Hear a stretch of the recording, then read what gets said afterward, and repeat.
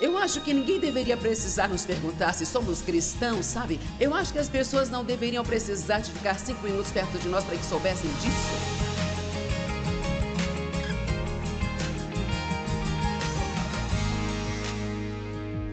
Hoje eu quero falar com você sobre como ser santo em um mundo ímpio. Na verdade, a linha está ficando muito tênue entre quem é um crente e quem não é. Amém? E o que eu quero dizer com isso é que,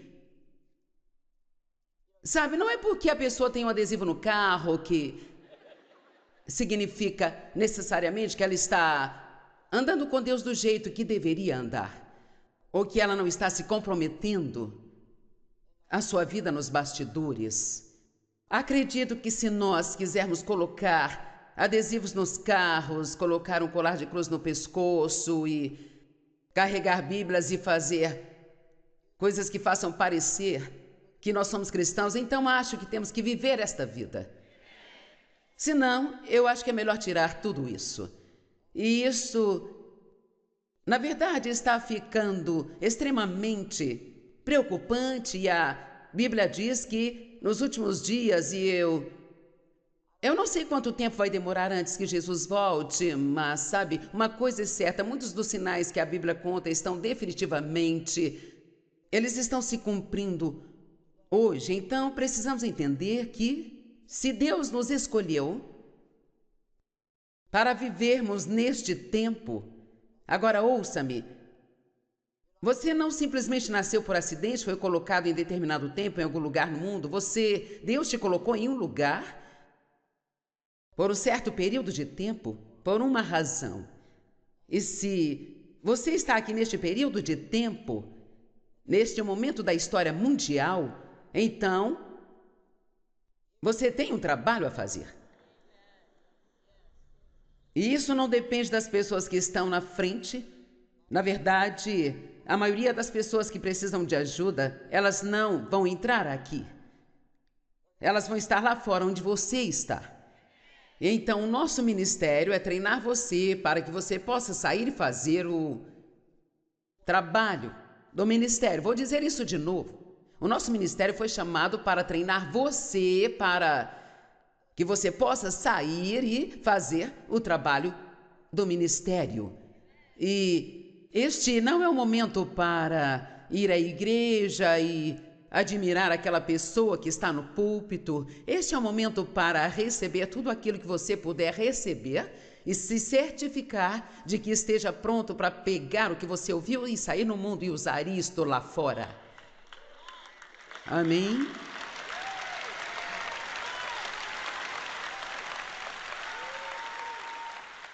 E em Mateus 24 fala dos sinais dos fins dos tempos. E uma das coisas que lá fala é que o engano será muito grande.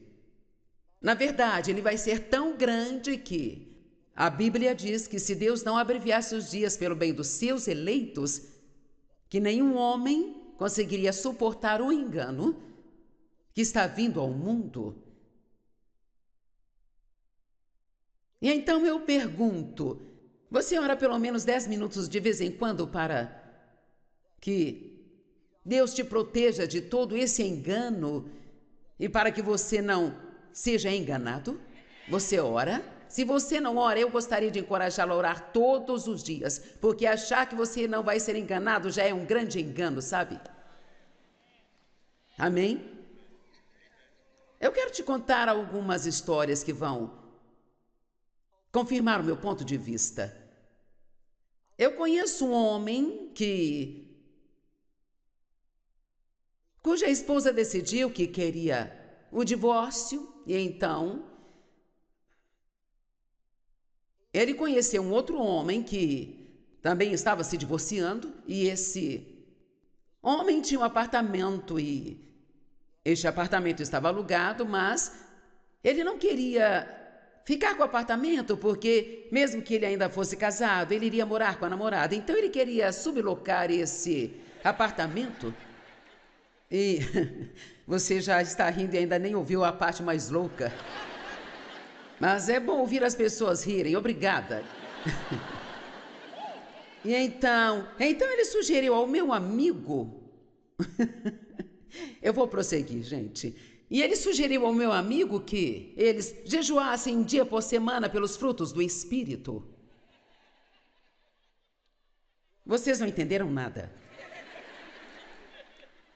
Ele era casado, ele estava morando com a namorada. Ele achava que eles deviam jejuar um dia por semana pelos frutos do Espírito. E eu disse: você perdeu a cabeça? Sabe, Deus diz que Ele quer obediência e não sacrifício. Amém? Sabe, eu acho que muitas vezes as pessoas, elas não fazem aquilo que Deus lhes diz para fazer, mas então elas vão e fazem alguma outra obra religiosa para tentar compensar aquela coisa que Deus as mandou fazer e que elas não fizeram. E Isaías falou disso em Isaías 58. As pessoas disseram: por que nós jejuamos e você não vê isso, Senhor? Por que você não notou que nós jejuamos, Deus? Então Deus volta para elas e diz: bem, no dia do seu jejum vocês fazem aquilo que querem.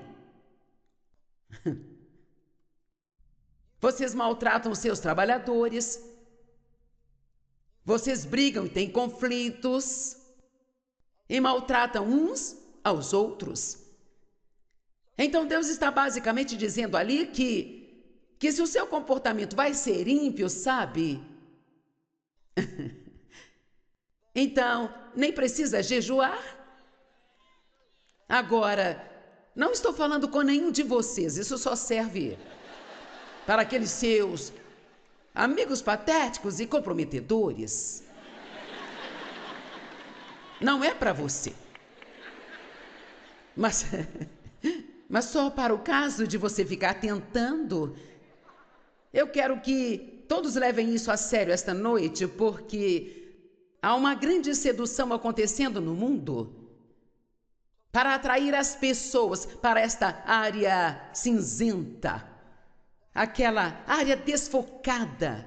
Eu acho que ninguém deveria precisar nos perguntar se nós somos cristãos. Eu acho que as pessoas não deveriam precisar ficar perto de nós em 5 minutos para que soubessem disso.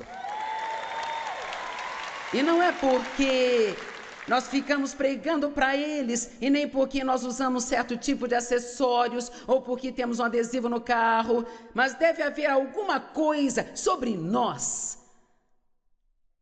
E que claro que é Jesus e o Espírito Santo em nossas vidas, que aparece através de nós no nosso comportamento.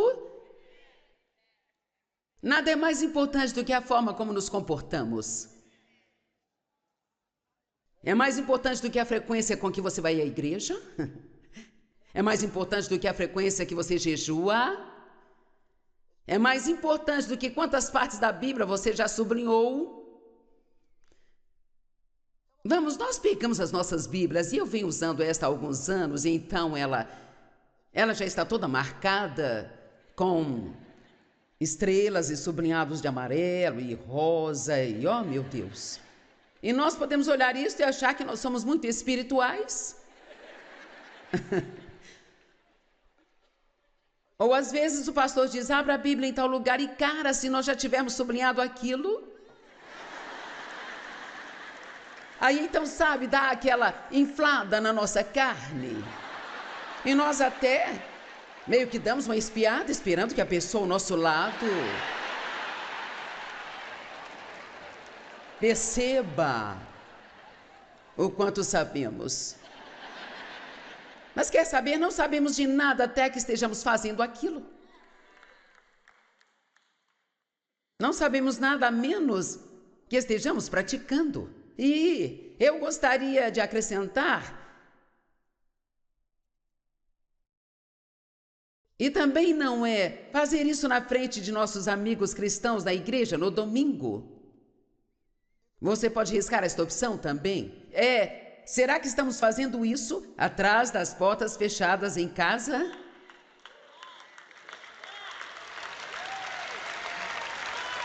Vamos lá.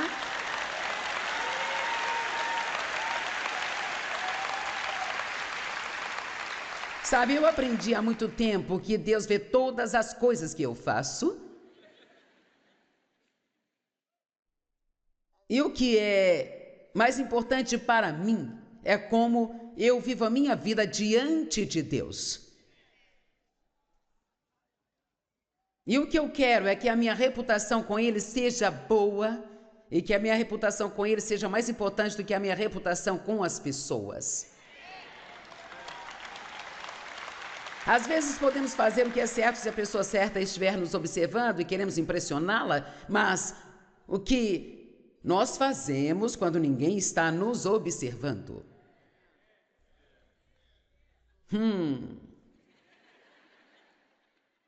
Bem,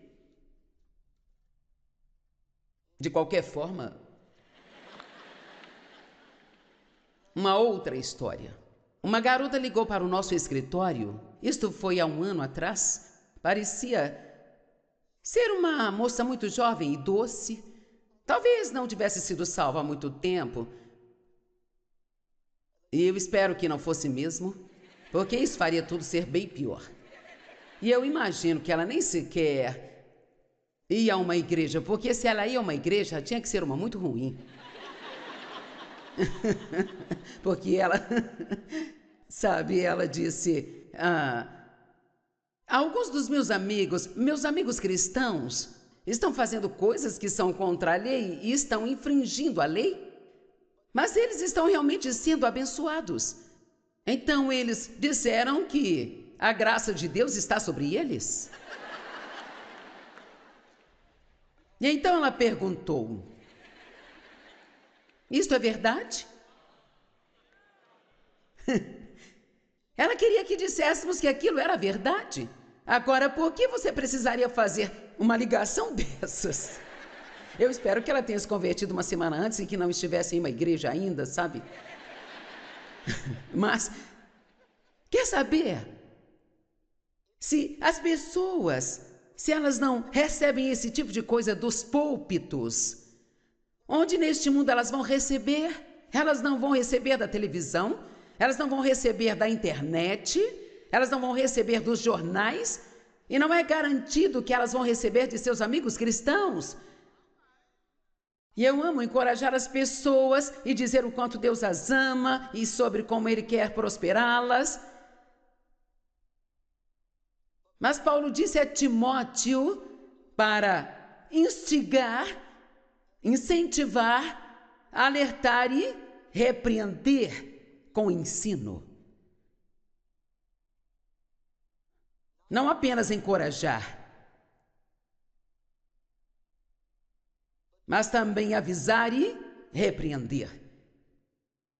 Então, sabe, eu preferia vir aqui hoje à noite e pregar alguma mensagem engraçada. Eu tenho algumas muito engraçadas, sabe? E eu poderia fazer todo mundo rolar de rir nos corredores, mas eu sabia que era isso que Deus queria que eu trouxesse para vocês hoje. Porque eu realmente quero que vocês fiquem longe de problemas no futuro e os problemas estão vindo. O diabo demorou só 3 capítulos em Gênesis para enganar Eva. Então eu me pergunto, depois de todos esses anos que ele esteve trabalhando, que tipo de engano estaria acontecendo hoje? O diabo está vivo e ativo no planeta Terra. Apocalipse 12:9, o grande dragão foi lançado na terra, a antiga serpente, chamado diabo ou Satanás, que leva o mundo inteiro a desviar-se. Ele foi lançado na terra e seus anjos junto com ele. Então ele está aqui, mas nós temos autoridade sobre ele.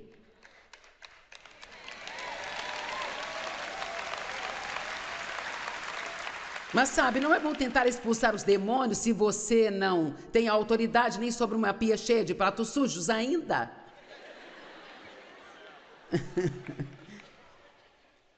E você diz, Bem, se você não está nem mesmo cuidando daquilo que você tem, Se a sua vida atrás das portas fechadas está uma bagunça, suas finanças estão uma bagunça, o seu carro está uma bagunça, tudo está uma bagunça.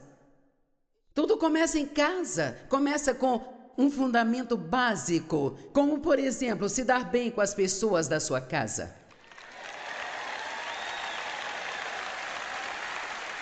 Eu não posso brigar com o Dave o dia todo e então depois vir aqui pregar? Bem, eu poderia, mas não teria nenhuma unção. Se enganar significa acreditar na mentira. Se você procurar no dicionário grego, vaine significa trapacear, enganar, seduzir. Aquilo que dá uma falsa impressão, seja por aparência, declaração ou influência. É uma maquinação, é uma isca, uma armadilha, é uma aposta pelo caminho certo. É quando nós acreditamos que o bem é o mal e que o mal é o bem. Que o certo é errado e que o errado é certo. E, cara, temos algumas coisas assim acontecendo no mundo. Amém?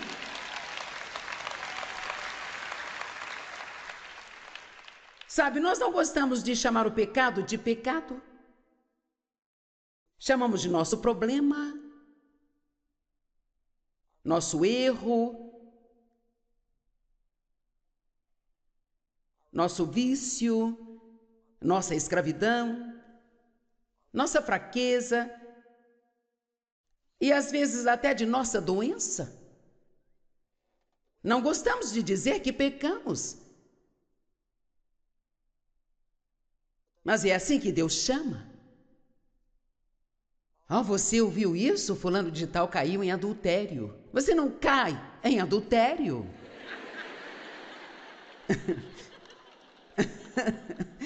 Não é como se você estivesse andando e de repente, ops, você cai em adultério. Quero dizer, devia haver várias outras coisas acontecendo antes disso, sabe? E começa com pequenas coisas. E pessoas que são sábias, pessoas que elas oram, Deus, por favor, não me deixe ser enganado, porque elas entendem no instante em que o diabo começa a tentá-las com algo. Havia um homem na nossa igreja, um grande amigo de Dave. Ele me disse numa certa noite, no fundo da igreja, ele me disse, eu gostaria que a minha esposa fosse tão bonita quanto você. E imediatamente eu contei para o meu marido. E nós decidimos que se ele dissesse de novo aquilo, Dave iria falar com ele. Mas veja, é assim que as coisas começam. E como eu disse, eu sei que isso não é para você.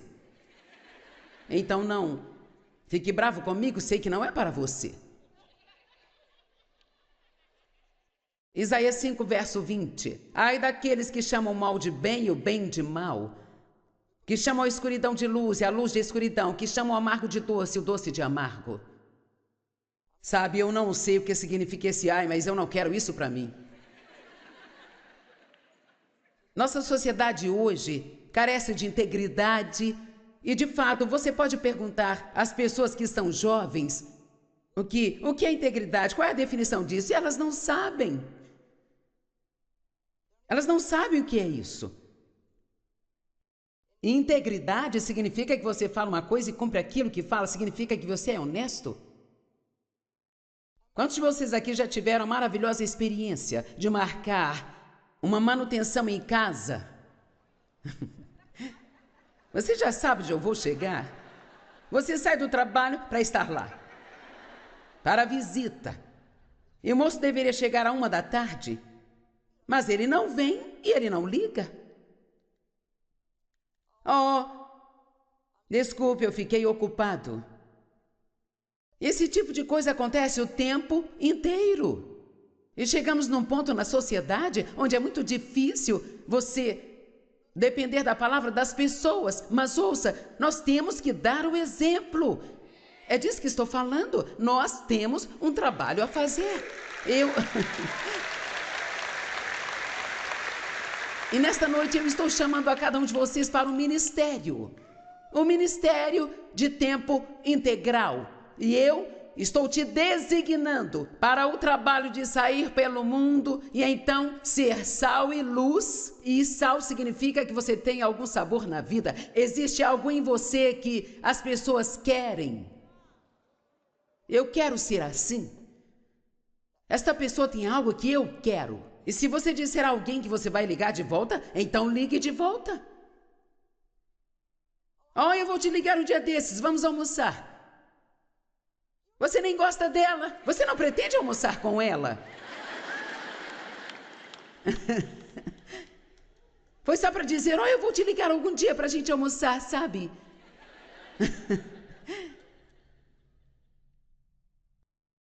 Eu costumo vir aqui uma vez por ano, então eu posso falar o que eu quiser. Sabe?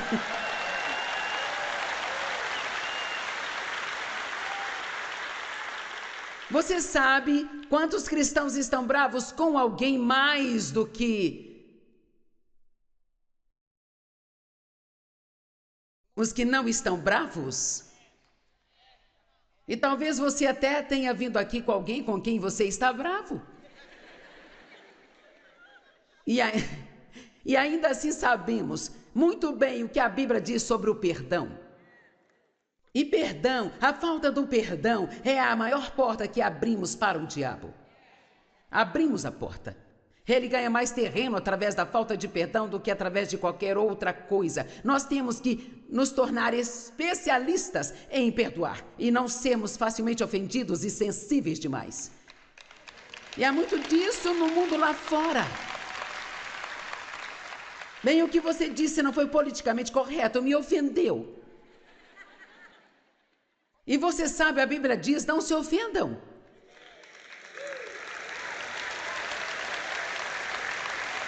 Não é apenas uma questão de você me ofendeu, diz a Bíblia, não se ofendam. Só porque alguém tenta te dar algo, não significa que tem que aceitar. Amém? Oh, fique tão bom em perdoar, para que você deixe o diabo tão bravo que ele mal consiga suportar. Deus é paciente e misericordioso. E Ele tenta atrair as pessoas do pecado para o seu perdão e santidade pacientemente. Mas vai chegar o dia em que Ele não vai mais aturar o que está acontecendo neste mundo. E Deus vai lidar com esta bagunça. E nós temos que nos certificar de que estamos do lado certo. O lado que luta contra isso e que é um exemplo. Eu vou te dizer algo. Você pode pregar um sermão sem abrir a sua boca.